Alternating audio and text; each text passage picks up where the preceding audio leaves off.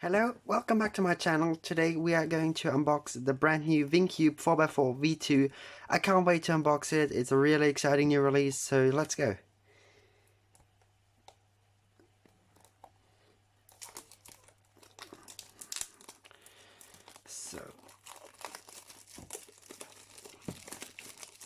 Okay.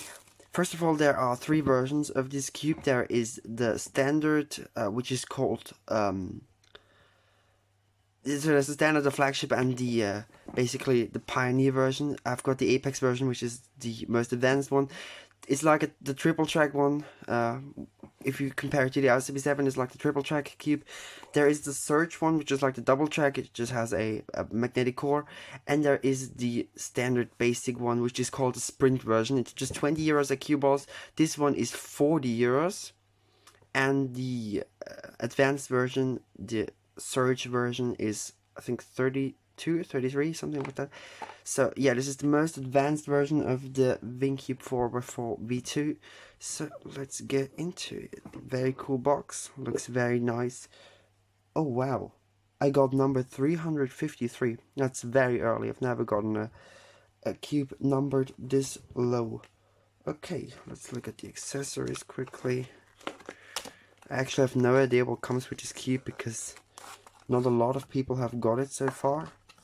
So we get a user manual, which just, okay, yeah, it's just like instructions, nothing special. Okay, there is a screwdriver, and there is a nice black bag with a red Vin logo, and then here we have the cube.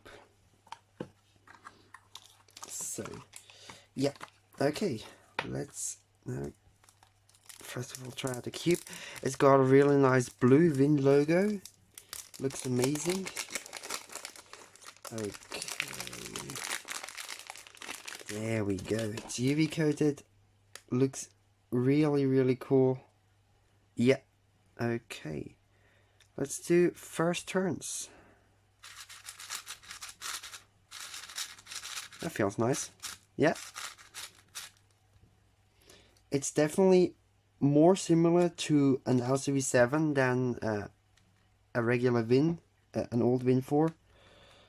But yeah, feels pretty good so far. It's definitely too loose. We're gonna have to tighten this one. It's too loose so far, but that's not a big issue. Magnets are definitely not as strong as on the L2. I think they're pretty extreme. On the LCV7, the strength, magnet strength is, I think, too much. But yeah, it feels really good. We're gonna compare it to an LCV7, both the standard and the PiCube edition later on, so stay tuned to see a comparison of probably the best 4x4s currently out there. Okay. So the feeling is really nice. It's really smooth. Feels good. Feels really good. But I think it's a little bit too loose for now.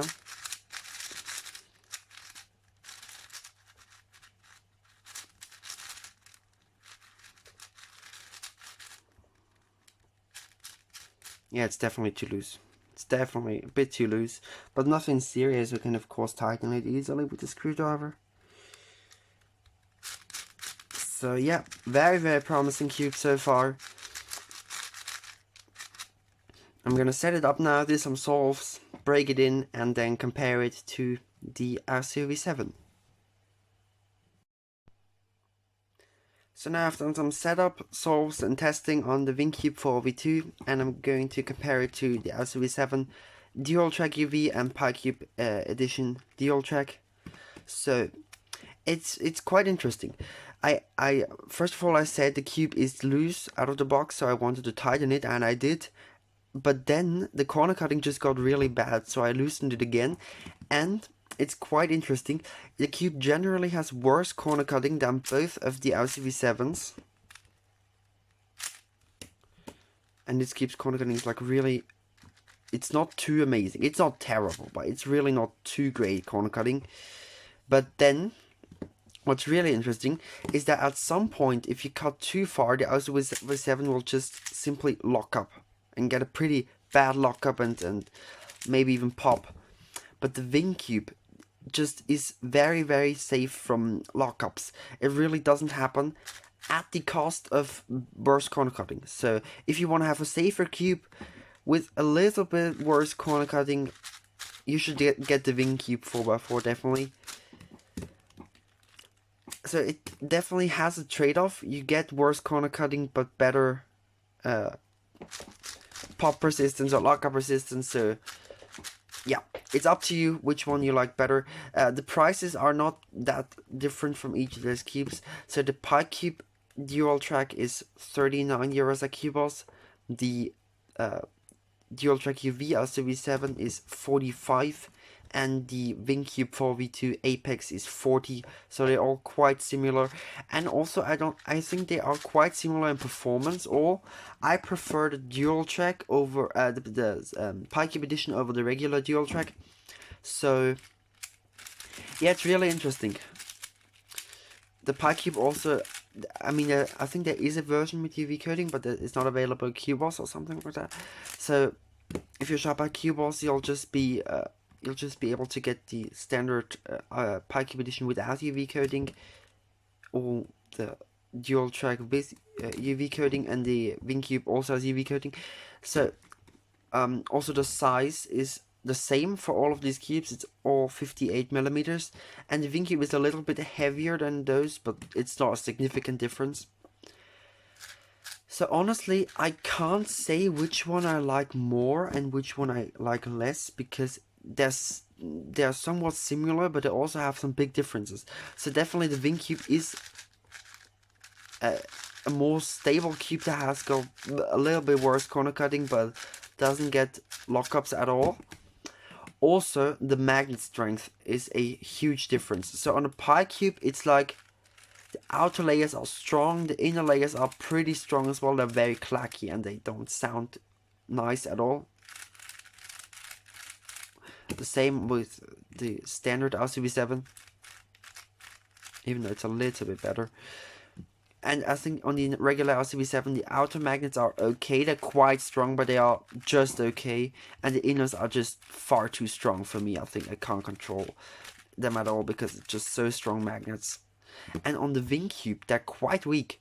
So like the outer magnets are moderate, but definitely not strong. And the inner layers are actually quite weak,